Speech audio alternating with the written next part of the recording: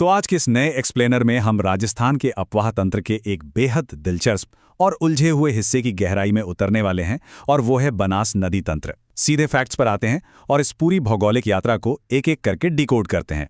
चलिए जल्दी से आज की हमारी रूपरेखा देख लेते हैं। हम शुरुआत करेंगे बनास नदी के एक ओवरव्यू से, फिर देखेंगे इसकी दाईं और बाईं ओर की सहायक नदियां, उसके बाद द्रव्यवती नदी परियोजना पर चर्चा करेंगे और आखिर में बात करेंगे कुछ बेहद पवित्र त्रिवेणी संगमों की। तो चलिए बिना किसी देरी के शुरू करते हैं हमारे पहले भाग से, बनास नदी का एक जनरल ओवरव्यू। खमनोर की पहाड़ियों से निकलने वाली इस नदी का एक बहुत ही खूबसूरत काव्यात्मक नाम है वर्नासा। अगर इसे थोड़ा ध्यान से समझें तो इसका मतलब होता है वन की आशा। सच में ये नाम ही बता देता है कि ये नदी सदियों से इस पूरे इलाके के लिए एक लाइफलाइन, एक जीवन रेखा का काम करती आ रही है। अब यहाँ एक बहुत ही कमाल का फैक्ट है। अगर हम चंबल नदी को देखें तो उसकी कुल लंबाई 1051 किलोमीटर है, लेकिन वो राजस्थान में सिर्फ 322 किलोमीटर ही बहती है। लेकिन दूसरी तरफ है अपनी बनास नदी, इसकी लंबाई 512 किलोमीटर है, और सबसे खास बात यह है कि ये पूरी की पूरी 100% राजस्थान की सीमाओं के अंदर ही बहती है। मतलब पूर्ण रूप से राजस्थान में बहने वाली ये सबसे लंबी नदी है ना कमाल की बात। अपनी इस लंबी यात्रा में ये नदी कुल 7 जिलों से होकर गुजरती है। राजसमंद से अपनी कहानी शुरू करके ये उदयपुर, चित्तौड़गढ़, भीलवाड़ा, अजमेर और टोंक होते हुए फाइनली सवाई माधोपुर के रामेश्वर में जाके चंबल नदी में मिल जाती है, बिल्कुल एक चेन की तरह। चलिए अब आगे बढ़ते हैं दूसरे भाग की तरफ, जहां हम दाईं ओर से मिलने वाली सहायक नदियों पर नजर डालेंगे। देखिए, इतनी सारी नदियों को याद रखना थोड़ा मुश्किल हो सकता है, राइट? तो इसका एक बढ़िया शॉर्टकट है। हमें बस दाईं ओर से मिलने वाली केवल 3 मुख्य नदियों के नाम याद रखने हैं, आयड़, मेनाल और गंभीरी। अगर ये 3 याद हो गईं, तो बाईं ओर की वो लंबी चौड़ी लिस्ट अपने आप एलिमिनेट करके पहचानी जा सकती है। एकदम सिंपल।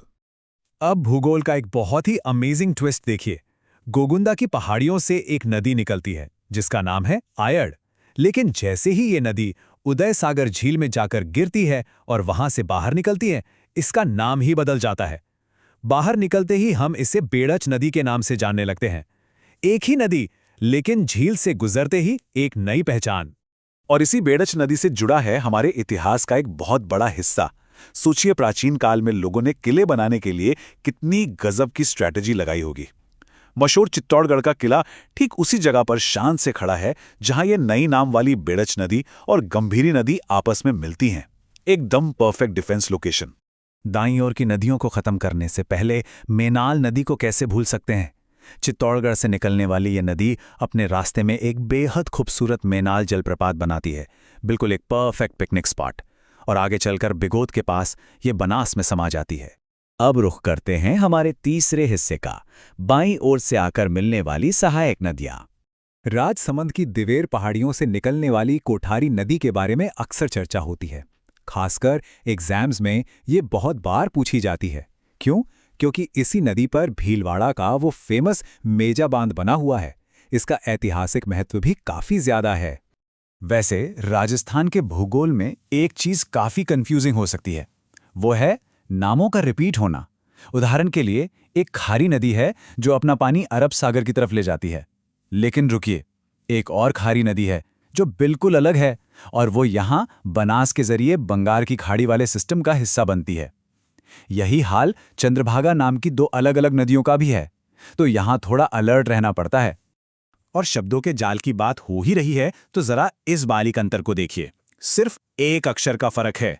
टोंक में बहने वाली नदी है मासी, जिसमें सोहदरा आकर मिलती है, लेकिन भीलवाड़ा में जो नदी खारी में मिलती है उसका नाम है मानसी।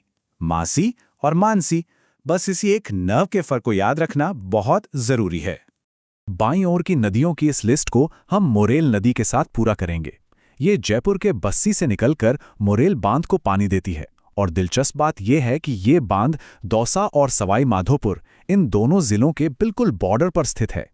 एक तरह से ये दोनों के बीच का एक नेचुरल मार्कर है। चलिए अब पुरानी और प्राकृतिक नदियों की बात से थोड़ा आगे बढ़ते हैं और आते हैं भाग 4 पर, द्रव्यवती नदी परियोजना, जो कि हमारी आज की एक बहुत बड़ी हकीकत है। नाहरगढ़ के खूबसूरत पहाड़ियों के बीच से द्रव्यवती नदी निकलती है, लेकिन आज इसकी सच्चाई काफी कड़वी और दुखद है। प्राकृतिक रूप से बहने वाली ये धारा दुर्भाग्य से समय के साथ जयपुर शहर के भारी प्रदूषण और कचरे का एक बहुत बड़ा डंपिंग ग्राउंड बन गई। एक तरह से इसने जल प्रदूषण का सबसे बुरा दौर देखा है। और इसी समस्या को सुधारने के लिए सामने आता है एक बहुत बड़ा नंबर, 1800 करोड़ रुपए। जी हां, 2018 में शुरू हुए रिवर फ्रंट प्रोजेक्ट का ये भारी भरकम बजट था। इसका सीधा सा मकसद था इस द्रव्यवती नदी की सफाई करना, कचरा हटाना और इसके किनारों को पार्कों और साइकिलिंग ट्रैक्स के साथ वापस से जिंदा करना।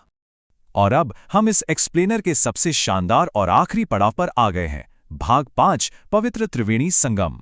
त्रिवेणी संगम का मतलब है वो जगह जहां 3 अलग अलग नदियां आकर एक साथ मिलती हैं। लेकिन राजस्थान ने ये सिर्फ भूगोल का कोई पॉइंट नहीं है, ये जगहें बहुत गहरी आध्यात्मिक अहमियत रखती हैं। जहां भी ऐसा संगम होता है वहां आपको लगभग हमेशा एक प्राचीन पवित्र भगवान शिव का मंदिर जरूर मिलेगा। भूगोल और आस्था का क्या गजब का जोड़ है। अगर हम इन प्रमुख संगमों को समराइज करें तो 5 नाम सबसे ऊपर आते हैं। डूंगरपुर का बेणेश्वर, जहां सोम, माही और जाखम मिलती हैं। सवाई माधोपुर का रामेश्वर, जहां चंबल, बनास और सीप का मिलन होता है। भीलवाड़ा का बिगोद, जहां बनास, मिनाल और बेड़ज मिलती हैं। और फिर टोंक के 2 संगम, राजमहल, जहां बनास, डाई और खारी मिलती हैं, और देवधाम, जहां बनास, बांडी और मासी एक साथ आती हैं। ये 5 संगम अपने आप में नदियों की बेहिसाब ऊर्जा समेटे हुए हैं। तो इस पूरी यात्रा के बाद एक बहुत ही गहरा सवाल खड़ा होता है। एक तरफ हमारे पास सदियों पुराने प्राकृतिक अपवाह तंत्र हैं और दूसरी तरफ बढ़ता हुआ शहरीकरण। क्या द्रव्यवती रिवर फ्रंट जैसे बड़े प्रोजेक्ट्स सच में प्रकृति की इन प्राचीन धाराओं को बचाकर हमारे आधुनिक विकास के साथ एक बैलेंस बना पाएंगे? ये एक ऐसा सवाल है जिस पर हम सबको सोचना चाहिए। इसी विचार के साथ हमारा आज का ये विश्लेषण यहीं पूरा होता है।